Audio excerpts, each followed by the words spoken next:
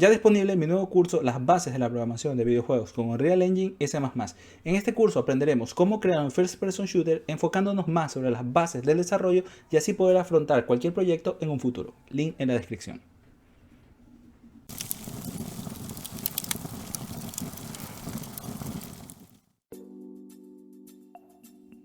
Hola amigos, bienvenidos a este nuevo video. Pues bien, en esta clase vamos a aprender cómo podemos llevar este código que tenemos en Blueprint a su versión de C++. Pero antes de poder continuar en aquello de ahí, necesitamos entender qué es lo que hace este código, qué sucede a nivel de Blueprint para poder tener una idea más general de lo que vamos a necesitar hacer dentro de código como tal. Así que empecemos con esto. Muy bien, una de las primeras cosas que necesitamos hacer es comprender este código. ¿Qué es lo que está haciendo este código para, en base a eso, poder realizarlo dentro de C++? Pero entendiendo qué es lo que está sucediendo. Pues bien, es un código bastante sencillo, ya que a través del evento BeginPlay nosotros estamos invocando un método llamado setTimerByEvent. Dentro de Blueprint nosotros tenemos dos opciones para invocar el timer, mediante un Blueprint Event o mediante un nombre de función. En este caso voy a usar ByTimerByEvent en este caso, ya que considero que de los dos nodos este es el más técnico y es el que mejor entendimiento vamos a tener de lo que está sucediendo por debajo. Entonces vamos analizando este nodo. Pues bien, una de las cosas que nosotros debemos entender es que estas entradas que nosotros tenemos dentro de los nodos, estos vienen a ser los parámetros de este nodo, o llevándolo a su analogía de C++, vendrían a ser los parámetros de dicha función. En el caso de este nodo en específico tenemos estas 5 entradas. Pues tenemos el time, que es el tiempo que quiero que pase para que este timer sea llamado, si quiero que haga loop, si quiero algún delay inicial o si quiero una variante en ese delay inicial. Entonces, estos son los parámetros de este nodo o los parámetros de la función. Dentro de estos parámetros, si tomamos en cuenta, tenemos un custom event.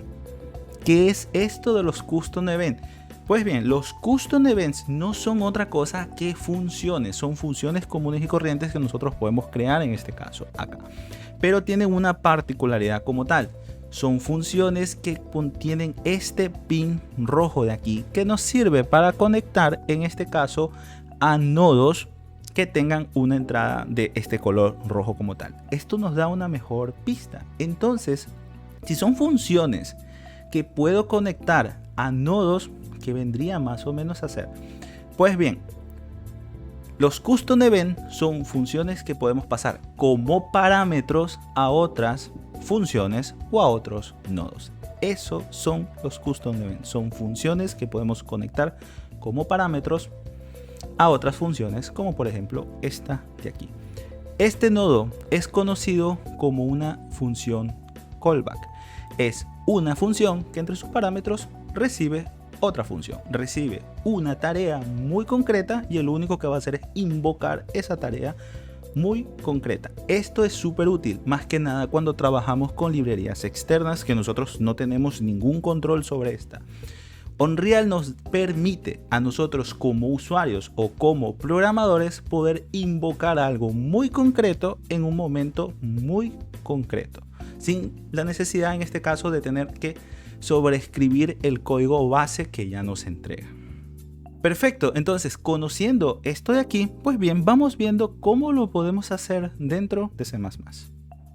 Muy bien, de regreso al código, ¿qué es lo primero que vamos a necesitar? Pues bien, vamos a necesitar declarar la función que vamos a enviar como parámetro, en este caso al timer. Y digo en este caso al timer porque estas funciones o las diferentes funciones o los diferentes nodos que vayamos a usar a lo largo de nuestra carrera tienen diferentes requisitos. En el caso del timer nos pide que sea una función que devuelva un tipo void y que no tenga parámetros de entrada. Eso, como digo, depende de la función que vayamos a usar. Eso es algo que tenemos que investigar de pronto dentro de la librería o en este caso si revisamos el API como tal podemos darnos cuenta de los requisitos que piden dichas funciones o dichos nodos como tal. Si nos fijamos, por ejemplo, en el caso de Blueprint, este custom event, como pueden ver, no tiene parámetros de entrada. Si yo intento crear, por ejemplo, un custom event, creemos un nuevo custom event, por ejemplo, le voy a poner timer test, por ejemplo. Voy a añadirle un input. Quiero que tenga un input, por ejemplo, de t. Pongámosle un flotante, como que fuera en este caso el tick. Y yo le digo, ¿sabes qué? Voy a conectar esta función acá. Y como pueden ver, ni siquiera me deja conectar. Me dice, el delegado no es compatible con este delegate como tal. ¿Por qué? Porque me pide que no tenga parámetros. Este custom event tiene parámetros, por lo tanto no lo puedo pasar. Otra cosa, una cosa que me acabé de dar cuenta hace poco, es que por defecto ninguno de los custom event tienen un valor de retorno que no sea void. Todos los custom event por defecto tienen un valor de retorno del tipo void, ya que por lo menos yo no encuentro aquí que me deje crear algún valor de retorno como tal. Así que puedo llegar a esa conclusión. Los custom event, esto es algo, como les digo, que no encontré hace poco. Los custom event por defecto todos son de retorno void. Entonces eso es algo interesante que podemos tener consciente. Entonces esto lo podemos borrar porque no nos sirve de nada. Nos sirve más que nada como explicación. Entonces, perfecto, declaramos una función que retorne void sin parámetros para poder pasarlo en este caso en el timer. Una cosa adicional es que todas estas funciones vamos a necesitar marcarlas como uFunction, ya que esta función se necesita exportar al editor para poder, en este caso, ser invocada, ya que todo esto va a suceder a nivel de editor. Perfecto, entonces esto es algo que necesitamos tenerlo bastante consciente, presente también. Ahora, otra de las cosas que vamos a necesitar es un objeto del tipo fTimerHandler. Esto es una estructura que va a almacenar cierta información referente al timer. Esta estructura nosotros también la vamos a poder usar para poder extraer información como el tiempo que falta para que el timer se complete, el tiempo transcurrido total, etc. Toda esa información nosotros la vamos a poder extraer a través de este objeto o utilizando este objeto como tal. Entonces, ahora vamos de regreso al CPP. Y una de las primeras cosas que vamos a necesitar dentro del CPP, en este caso, es hacer la inclusión del timerManager.h, ya que vamos a trabajar con un objeto del tipo timerManager y necesitamos conocer qué tiene ese objeto como tal. Entonces, vamos al método BeginPlay, al igual como lo hicimos en este caso en su versión de Blueprint, vamos a usar el evento BeginPlay. Ahora, ¿qué tenemos? Pues bien, en este caso tengo declaradas dos variables que son de ayuda y más que nada las creé por temas de legibilidad del código. Entonces tengo una variable que me va a indicar el tiempo que tiene que transcurrir para que el timer sea llamado. Otra variable que me va a indicar si en este caso el timer va a ser un loop, va a ser loopeo, va a loopear como tal. Perfecto, tengo dos declaraciones, un fTimerDelegate y un fTimerDynamicDelegate, que ya los vamos a explicar como tal. Y lo siguiente que tengo es ahora el timer. Ahora, ¿cómo hacemos para invocar ese timer? Pues bien, lo vamos a tener que hacer a través del método getWorldTimerManager.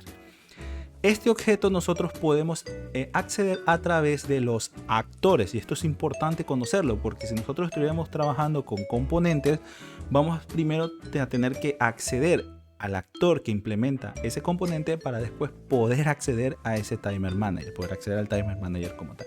Podemos hacerlo a través de actores o también podemos hacerlo a través de la librería Kismet System Library. Entonces, cualquiera de las dos formas podemos acceder. Entonces, ya habiendo accedido a ese objeto, vamos a invocar su método setTimer ahora, que tiene los siguientes parámetros. En este caso, el primer parámetro es el timerHandler, fue el que declaramos nosotros acá. Perfecto, porque va a necesitar guardar cierta información, alguna cosa de esas. Entonces va a necesitar el timerHandler. El siguiente parámetro es un delegado. Nosotros tenemos que pasarle un delegado. Esto ya lo vamos a revisar. El siguiente parámetro es el tiempo que tiene que transcurrir para que ese timer sea invocado. El siguiente es si puede hacer loop en este caso, y en este caso el último parámetro que yo lo ubiqué, ya que tiene más parámetros, es si puede existir o si existe un delay inicial. En este caso yo le estoy asignando 0 y este 0 lo que le va a indicar es que no va a existir ningún delay y por lo tanto va a invocar este timer apenas este método sea llamado. Perfecto, eso es por el lado del timer. Es bastante similar a lo que tenemos aquí en este caso. Ahora vamos revisando qué son los delegados. Los delegados son objetos que encapsulan funciones. Dicho de forma más técnica, son punteros a funciones. Dentro de Unreal nosotros podemos usar diferentes tipos de delegados, pero los más comunes en este caso es el ftimer delegate y el ftimer dynamic delegate. ¿Cuál es la diferencia que existe entre estos objetos? Pues bien, el ftimer delegate podríamos decir que es el más genérico que nosotros podríamos usar. En el caso del ftimer dynamic delegate es solamente un delegado que nos permite trabajar con uFunction. Por lo tanto, podemos usar las ventajas que las uFunction nos entregan como tal. Por ejemplo, una de las ventajas que tenemos con uFunction es que solamente podríamos declarar, en este caso, la función dentro del código fuente, pero definirla a nivel de editor. ¿Qué ventaja tenemos con esto? Pues de pronto los diseñadores pueden aplicar alguna lógica en particular que quieran cuando esa función se llama como tal. Entonces es parte de las ventajas que tenemos trabajar con Dynamic Delegate. Solamente nos permite en este caso, como les digo, hacer bind únicamente de uFunction, y para poder indicarle cuál es la función que se va a llamar, pues tenemos que hacerlo a través de su método bind uFunction, en el cual entre sus parámetros nos pide qué objeto tiene la función y cómo se llama la función en este caso. Entonces ya Unreal a nivel de editor, él ya aplicará alguna optimización, algún tipo de búsqueda para poder dar con dicha función. Y también tenemos los ftimer delegate. Como les indiqué, estos son los más genéricos de los delegados que tenemos. Con este prácticamente podemos hacer bind de todas las formas posibles. Podemos hacer bind tanto de uFunction, de funciones normales, incluso también podemos hacer bind de expresiones lambda. Este tema de los lambda me gustaría poder dedicarle su propio video, ya que existen bastantes criterios a la hora de usarlos, ya que nos sirven mucho para, en este caso, la legibilidad de nuestro código, pero si lo usamos de forma muy descuidada podemos ensuciar mucho nuestro código. Por lo tanto, le digo, existen varios criterios para su uso. Por lo tanto, me gustaría poder dedicarle su propio video, y en este video solamente lo voy a explicar muy por encima la sintaxis para poder declarar un lambda si es que deciden ustedes usar esta forma de delegado. Entonces, entre llaves nosotros tenemos que especificar qué objeto va a ser capturado en el interior de las lambda. En este caso le estoy diciendo que capture toda esta clase. Al capturar toda esta clase voy a poder acceder a atributos o métodos que esta clase tenga. Lo siguiente que tengo entre paréntesis en este caso es cuántos parámetros quiero que esta lambda posea. Como estuvimos viendo en el caso del timer, nosotros tenemos ciertos requisitos de la función que podemos pasar. Entonces aquí también tengo que seguir esos mismos requisitos, que en este caso sea una función que no tenga parámetros y que devuelva void. Y aquí a través de esta sintaxis le indico que esta lambda va a devolver void. Pero por defecto, esto es algo que debemos conocer, por defecto todas las lambdas devuelven void. Si nosotros no especificamos el tipo de retorno, él va a devolver void como tal. Pero dentro del coding estándar de Unreal, cuando ellos sugieren que cuando nosotros trabajemos con alguna expresión lambda, explícitamente indiquemos cuál va a ser su valor de retorno. Así que voy a seguir ese coding estándar que Unreal nos facilita en este caso. Y bien, dentro de las llaves, pues bien, es como si fuera cualquier función como tal. Aquí voy a realizar la tarea como tal que quiero realizar. Y perfecto, esto sería en cuanto a los delegados, y en esencia también esto sería en cuestión cómo podemos crear timers dentro de Unreal, pero en este caso utilizando C++. Muy bien, una vez que hemos compilado el código, podemos en este caso comenzar a testear las cosas. Entonces vamos desconectando, ya que me interesa que funcione la versión de C++ y no la versión de Blueprint en este caso. Entonces compilaremos, nosotros con esto ya podremos probar. Entonces démosle play. Y perfecto, como vemos en el output log se acaba de imprimir boom. Entonces después de 5 segundos debería imprimirse como ocurrió ahorita. Después de otros 5 debería imprimirse de nuevo. Perfecto. Entonces el timer está funcionando. Perfecto, ahí se volvió a imprimir. Entonces muchachos, bien, esto sería todo por este video. Si les gustó el video pueden ayudarme con un like, suscribiéndose a este canal. Aquí les voy a dejar otros videos súper interesantes de Unreal. Cualquier duda igual me la hacen saber. No olviden dejar su punto y coma al final y nos estamos viendo en un próximo video. Hasta pronto, muchachos.